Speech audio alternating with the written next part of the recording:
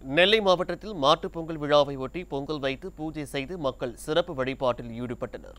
நெல்லை மாவட்டம் சிஎன் கிராமத்தில் உள்ள ராஜகோபாலசுவாமி சாலையில் மாட்டுப் பொங்கல் விழா கோலாகலமாக கொண்டாடப்பட்டது.